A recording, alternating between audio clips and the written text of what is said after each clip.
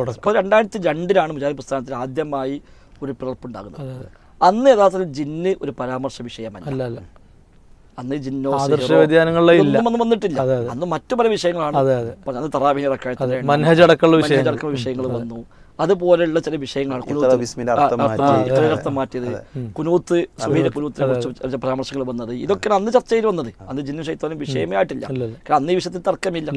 എന്നാൽ പിന്നീട് അബ്ദുസ്സലാം സുല്ലമി റഹിമഹുല്ല അദ്ദേഹം ഈ വിഷയത്തിൽ ഒരു പുതിയ ഒരു നയവുമായി രംഗത്ത് വരികയാണ് ചെയ്തത്. അപ്പോൾ ഇത് 2007 അദ്ദേഹം സമസ്തക്കാരുടെ പ്രസിദ്ധീകരണമായ സെൻസിംഗ് മാസിക കൊടുത്തൊരു അഭിമുഖം, AP സുന്നികളുടെ മാസിക സെൻസിംഗ് മാസിക. ഇതിൽ അദ്ദേഹം ഒരു നല്ലൊരു ഇൻ്റർവ്യൂ അദ്ദേഹം കൊടുക്കുകയാണ്. ആ ഇൻ്റർവ്യൂവിൻ്റെ തുടക്കത്തിൽ തന്നെ മുജാഹിദ് ഭിന്നിപ്പ്, ജിന്ന്, പിശാച്ച്, സംവാദം, ഇജ്തിഹാദ് അബ്ദുസ്സലാം സുല്ലമിക്ക് പറയാനുള്ളത് എന്നാണ് ഹെഡിങ് തന്നെ. ഹെഡിങ് കുറച്ച് ഗൗരവമാണ്. അത് പിന്നെ ഉള്ളിൽ വരുന്നുണ്ട്. മൗലവി വിഭാഗം മുശ്രിക്കുകൾ എന്നാണ് പറഞ്ഞത്. മൗലവി വിഭാഗം ഉദ്ദേശിച്ചത് AP അബ്ദുൽ ഖാദിർ മൗലവിയുടെ നേതൃത്വത്തിലുള്ള KNM, നമ്മളൊക്കെ അടങ്ങുന്ന അന്നത്തെ KNM, അവരെ കുറിച്ച് അദ്ദേഹം പൂർണ്ണമായും പറയുന്നത്. ഇത് അദ്ദേഹത്തോടുള്ള ഒരു ഇന്റർവ്യൂ ആണ്. ഈ ഇന്റർവ്യൂവിൽ അദ്ദേഹത്തോട് ചോദിക്കുകയാണ്, വല്ലാത്തൊരു വേദന ഉണ്ടാക്കുന്ന ഇന്റർവ്യൂ ആണ്. ഇവിടെ ജിന്ന് പിശാച്ച് വിഷയത്തിൽ മടവൂര് മൗലവി വിഭാഗങ്ങൾ തമ്മിൽ ആദർശ ഭിന്നത ഒന്ന് വിവരിക്കാമോ? ഫസ്റ്റ് ചോദ്യം. മടവൂർ വിഭാഗം മറ്റത് AP അബ്ദുൽ ഖാദിർ മൗലവിയുടെ വിഭാഗം. അന്ന് അങ്ങനെയാണ് പറഞ്ഞത്. അവർ തമ്മിലുള്ള ആദർശ വ്യത്യാസം വിവരിക്കാമോ? അതിന് അദ്ദേഹം ഒരുപാട് കാര്യങ്ങൾ അദ്ദേഹം ഏതാണ്ട് ഒരു 17-18 പോയിന്റ് അദ്ദേഹം അതിൽ പറയുന്നു. ഒക്കെ ജിന്നുമായി ബന്ധപ്പെട്ട വിഷയങ്ങളാണ് വന്നത്. അതിൽ ഇത്രയും പറഞ്ഞപ്പോൾ അദ്ദേഹത്തോട് ചോദിക്കുകയാണ്. 17ാമത്തെ പോയിന്റ് കണ്ടോ, സിഹ്ർ ചെയ്യുന്നവർ ആവശ്യപ്പെടുമ്പോൾ പിശാച് സഹായിക്കും എന്ന് മൗലവി വിഭാഗം വിശ്വസിക്കുന്നുണ്ട്. KNM പറയുന്നു. ഇസ്ലാഹി പ്രസ്ഥാനം പ്രചരിപ്പിക്കുന്ന തൗഹീദിന് എതിരാണിത് എന്നാണ് മടവൂർ വിഭാഗത്തിന്റെ വാദം. അദ്ദേഹം പറയാണ്, മനുഷ്യനെയും കൊണ്ട് ജിന്ന് പറക്കും എന്ന് മൗലവി വിഭാഗം KNM പറയുന്നു. ലോകത്തിന്റെ വ്യവസ്ഥ ഇത് മുഴുവൻ തകരും, തെളിവില്ലാത്ത വാദമാണ് എന്ന് ഞങ്ങളും പറയുന്നു. ഇതാണ് ഇത്രയുമായപ്പോൾ സെൻസിംഗാൻ ചോദിക്കുകയാണ്, ജിന്ന് സഹായിക്കുമെന്ന് വിശ്വസിച്ചാൽ ശിർക്കാവാൻ കാരണം എന്താണ്? ജിന്ന് സഹായിക്കും വിശ്വസിച്ചാൽ തന്നെ ശിർക്ക് വരും. ആ ചോദ്യത്തിലേക്കാണ് എത്തിക്കുന്നത്. അപ്പൊ അങ്ങനെ ശിർക്കാവാൻ കാരണം എന്ത്? അതിന് അദ്ദേഹത്തിന് മറുപടി, ഇത് മുജാഹിദ് പ്രസ്ഥാനം പഠിപ്പിച്ച തൗഹീദിന് എതിരാണ്. ജിന്ന് സഹായിക്കും എന്നാൽ അഭൗതിക അദൃശ്യ മാർഗത്തിൽ അള്ളാഹു അല്ലാത്തവർ സഹായിക്കും എന്നാണ് അർത്ഥം. ഈ സഹായം അള്ളാഹുവിന് മാത്രമേ ചോദിക്കാൻ പാടുള്ളൂ. അപ്പൊ ജിന്ന് സഹായിക്കുമെന്ന് വിശ്വസിച്ചാൽ തന്നെ ശിർക്ക് വന്നു. കാരണം ജിന്ന് അഭൗതികമാണ്. അപ്പൊ അഭൗതികമായി സഹായിക്കുക അള്ളാഹ് മാത്രമേ ഉള്ളൂ. അപ്പൊ ജിന്ന് സഹായിക്കുന്നു വന്നാൽ അള്ളാഹു അല്ലാത്തവർ അഭൗതികമായി സഹായിക്കുമെന്നായി ശിർക്കായി. അതുകൊണ്ടാണ് മൗലവി വിഭാഗം മുശ്രിക്ക്. ചോദ്യം, അദൃശ്യം കൊണ്ട് മുജാഹിദ് ഉദ്ദേശിക്കുന്നത് എന്ത്? പറഞ്ഞ അതൊക്കെ വായിച്ചോ. അദൃശ്യം കൊണ്ട് മുജാഹിദ് ഉദ്ദേശിക്കുന്നത് എന്ത്? പഞ്ചേന്ദ്രിയങ്ങൾക്ക് അപ്പുറത്തുള്ളത്. പുതിയ വാദം. പഞ്ചേന്ദ്രിയങ്ങൾക്ക് അപ്പുറത്തുള്ളത് എന്ന് കൊണ്ടുവന്നു. നമ്മുടെ പണ്ഡിതന്മാർ ആരും പറയാത്തൊരു പുതിയ വാദം. അപ്പൊ കണ്ണുകൊണ്ട് കാണാത്തത്, കാതുകൊണ്ട് കേൾക്കാത്തതൊക്കെ അഭൗതികമാണ്, അദൃശ്യമാണ്. അതാണ് എങ്ങനെ നമ്മൾ നേരത്തെ പറഞ്ഞു, ആപേക്ഷികമായി. എന്നാൽ നമ്മൾ കാണാത്ത വഴി ഒരാൾ നമ്മൾ സഹായിക്കും വിശ്വസിച്ചാൽ ശിർക്കാവോ? ഇല്ല. ഇദ്ദേഹത്തിന്റെ വാദപ്രകാരം ശിർക്കാ. അപ്പൊ അടുത്ത ചോദ്യം, മൗലവി വിഭാഗം മുസ്ലിക്കുകളാണോ? അത് KNM കുറിച്ച് അതെ, അവർ ശിർക്കിലേക്കുള്ള വാദങ്ങളാണ് ഉന്നയിക്കുന്നത്. ഇതാണ് യഥാർത്ഥത്തിൽ ഈ പ്രശ്നത്തിന്റെ മർമ്മം. ഇവിടെയാണ് ഈ ജിന്ന് എന്ന വിഷയം ഇവിടെ ചർച്ച വരുന്നത്. എന്നാൽ അദ്ദേഹം ഒരു പുസ്തകം എഴുതി, തൗഹീദും നവയാഥാസ്ഥികളുടെ വ്യതിയാനവും എന്ന പേര്. ഈ ജിന്നൂരികള്, ജിന്നുവാദികള്, നവയാഥാസ്ഥിക ആരാ? KNM ആണ്. പേരില്ല. അത് നമ്മളൊക്കെ അവര് വാദിച്ചതാണ്. അതാണ് തൗഹീദും നവയാഥാസ്ഥികയുടെ വ്യതിയാനം എന്ന പുസ്തകം. ഇതില് അദ്ദേഹത്തിന്റെ ഫസ്റ്റ് അധ്യായം തന്നെ അദൃശ്യം, അഭൗതികം, വ്യതിയാനം. ഇതാണ് അദ്ദേഹത്തിന്റെ ഒന്നാമത്തെ ഹെഡിങ്. അദ്ദേഹം അദൃശ്യവും അഭൗതികവുമായ മാർഗത്തിലൂടെ അള്ളാഹുവിന് മാത്രമേ നമ്മെ സഹായിക്കുവാൻ സാധിക്കുകയുള്ളൂ. ശരിയാണ്, തർക്കത്തിലോ. ഈ വിശ്വാസം ഇസ്ലാം പ്രബോധനം ചെയ്ത ഏകദൈവ വിശ്വാസത്തിന്റെ പ്രധാന ഭാഗമാണ്. അതും നമുക്ക് തർക്കമില്ല. അടുത്ത വാക്കുണ്ടോ, മലക്കുകൾക്കും ജിന്നുകൾക്കും നമ്മെ സഹായിക്കുവാൻ സാധിക്കുമെന്ന് വല്ലവനും വിശ്വസിച്ചാൽ അവന്റെ വിശ്വാസത്തിൽ ശിർക്കും കുഫറും സംഭവിക്കുന്നു. മലക്കുകൾക്കും ജിന്നുകൾക്കും നമ്മെ സഹായിക്കുവാൻ സാധിക്കുമെന്ന് വല്ലവനും വിശ്വസിച്ചാൽ അവന്റെ വിശ്വാസത്തിൽ ശിർക്കും കുഫറും സംഭവിക്കുന്നു. അപ്പം മലക്കൾ സഹായിക്കുമെന്നോ ജിന്നുകൾ സഹായിക്കുമെന്നോ ഉപദ്രവിക്കുമെന്നോ ഒക്കെ വിശ്വസിച്ചാൽ തന്നെ ശിർക്ക് വന്നു എന്നാണ് അദ്ദേഹം പുതിയ ഒരു ബേസ് കൊണ്ടുവന്നത്. ആ ബേസ് പ്രകാരം നോക്കുമ്പോൾ സിഹിറിന് യാഥാർത്ഥ്യമുണ്ട് പറയുന്ന കേനം ഷിർക്കിലാണ്. സിഹിർ സാഹിറിനെ ശൈത്താൻ സഹായിക്കുന്ന വിശ്വസിച്ചാൽ ഷിർക്കിലാണ്. മാത്രം അതേ പുസ്തകത്തിൽ പറയുന്നുണ്ട് ബദൽ മലക്കൾ ഇറങ്ങി യുദ്ധം ചെയ്തു വിശ്വാസികളെ സഹായിച്ചു എന്ന് അദ്ദേഹം നിഷേധിക്കുന്നുണ്ട്. അത് വിശ്വസിക്കാൻ പറ്റില്ല. കാരണം എന്താണ്, അവരെ സഹായിക്കുന്നത് വിശ്വസിച്ചാൽ ഷിർക്കായി മാറി. ഇതാണ് അദ്ദേഹം അന്ന് കൊണ്ടുവന്നത്. അദ്ദേഹം ഈ ഒരു പുതിയ വാദവുമായി വന്നപ്പോൾ അന്ന് യഥാർത്ഥത്തിൽ അതിശക്തമായി ഇതിനെതിരെ കേനം രംഗത്തിറങ്ങി.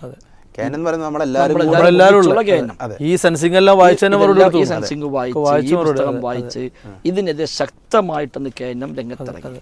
എന്നു മാത്രമല്ല, അന്ന് നമ്മൾ വിചിന്തനത്തിൽ ഒരു നല്ല ലേഖനം തന്നെ, അതായത് ഇപ്പൊ അബ്ദുസ്സലാം സ്വലമി ഇത് എഴുതിയതുകൂടി സമസ്തക്കാർ രംഗത്തിറങ്ങി. സമസ്തക്കാർ പറഞ്ഞു, ഞങ്ങൾ പണ്ടേ പറഞ്ഞു അള്ളാഹു മാത്രമല്ല അബോധികളുണ്ട്, അമ്പിയാക്കളും ഔലിയാക്കളും ഒക്കെ അബോധിക കഴിവുണ്ട്. അന്ന് നിങ്ങൾ പറഞ്ഞു അബോധിക കഴിവ് അള്ളാഹ്ക്ക് മാത്രമേ ഉള്ളൂ.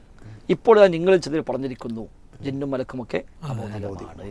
അപ്പൊ ഞങ്ങൾ പറഞ്ഞെടുത്ത് എത്തി, നിങ്ങളെ തൗഹീദ് പൊളിഞ്ഞു, നിങ്ങൾ ഇത്രയും കാലം പറഞ്ഞ തൗഹീദ് പൊളിഞ്ഞിരിക്കുന്നു. ഒരുപാട് ലേഖനങ്ങളും അബ്ദുൽ ഹമീദ് ഫൈസി അമ്പലക്കടവ് ആളുകൾ ഒക്കെ 2006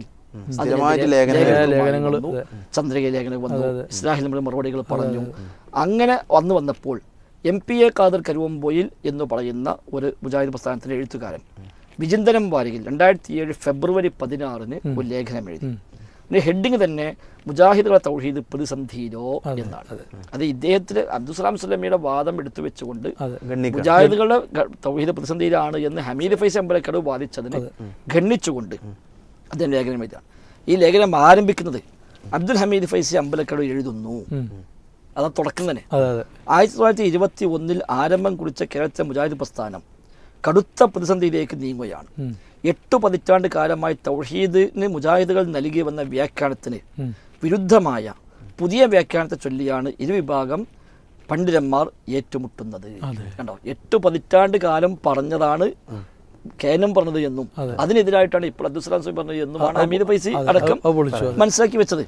ജിന്ന് പിശാച്ചുബാധ ഒരു യാഥാർത്ഥ്യമാണെന്ന് ഔദ്യോഗിക ഗ്രൂപ്പ് പ്രഖ്യാപിച്ചതാണ് തർക്കത്തിന് തീ കൊളുത്തിയത്.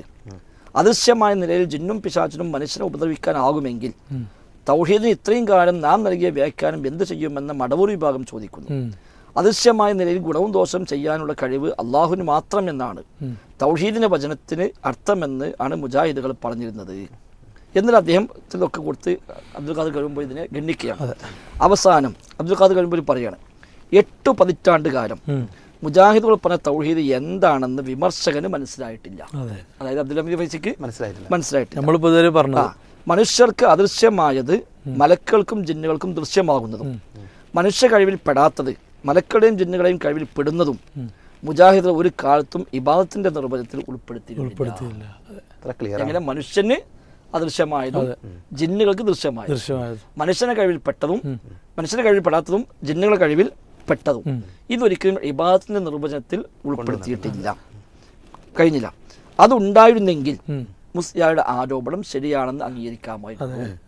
അത് ജിന്നക്കൊന്നും കഴിയൂല നമ്മൾ പണ്ടേ പറഞ്ഞിരുന്നുവെങ്കിൽ ഓക്കെ ചോദിക്കാം. ഞങ്ങൾ പണ്ടേ പറഞ്ഞ ജിന്നയിൽ കഴിവുണ്ട്, അത് മനുഷ്യന്റെ കഴിവിന് അപ്പുറത്താണ്, അതുണ്ട് വിശ്വസിച്ചുകൊണ്ട് തൗഹീദ് പൊളി നമ്മൾ പണ്ടേ പറഞ്ഞത്.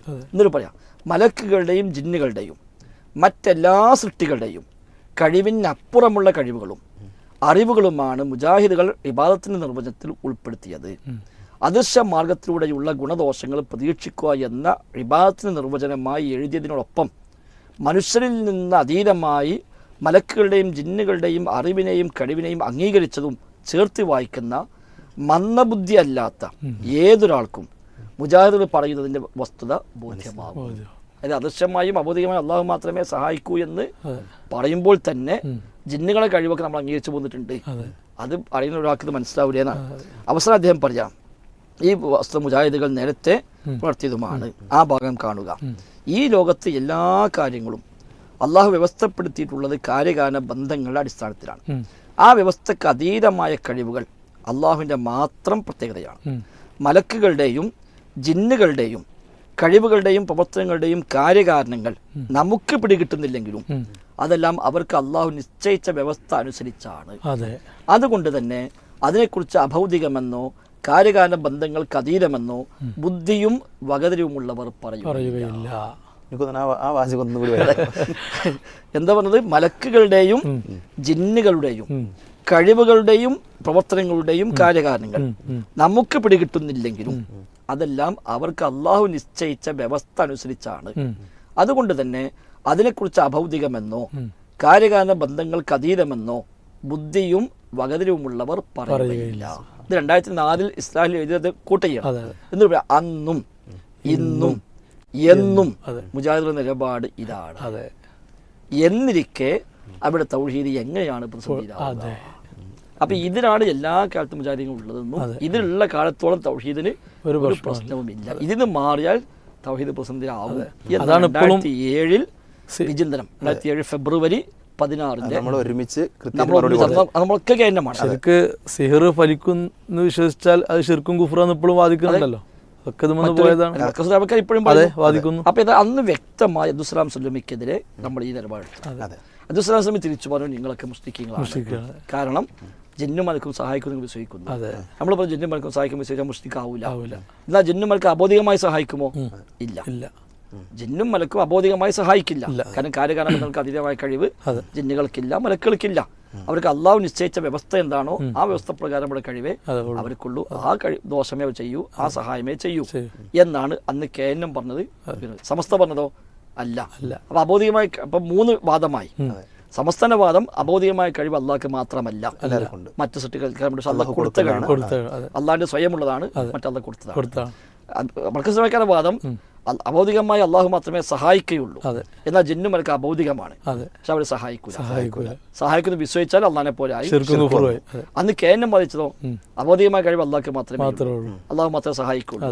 ജിന്നും മലക്കും സഹായിക്കും, ദോഷം വരുത്തും, എന്നാൽ അത് അബൗദികമായ സഹായമല്ല. ഈ 3 വാദങ്ങളാണ് അന്നുണ്ടായിരുന്നത്. എവിടെ മാറ്റം സംഭവിച്ച പിന്നീട് അതിൽ നിന്ന് പിന്നെ നമ്മൾ 2012 ആകുമ്പോൾ ഇതിൽ വീണ്ടും ഒരു അട്ടിമറിയാണ് പിന്നെ നമ്മൾ കാണുന്നത്. ഇതൊക്കെ പറഞ്ഞു വന്ന നേരെ തലതിരിഞ്ഞിട്ട് 2012 എത്തിയപ്പോൾ അവർ വീണ്ടും അട്ടിമറിക്കാൻ നമ്മൾ കണ്ടത്. ഇത് 2013 വിചിന്തനം. ഇത് നമ്മൾ നേരത്തെ പറഞ്ഞ 2007 ഫെബ്രുവരി 16 വിചിന്തനം.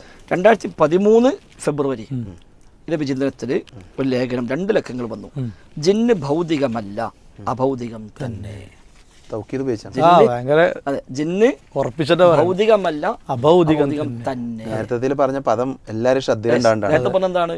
ബുദ്ധിയും വകതിരിവുമുള്ളവർ അഭൗതികമെന്ന് പറയില്ല. പറഞ്ഞാൽ തൗഹീദ് പൊളിയും.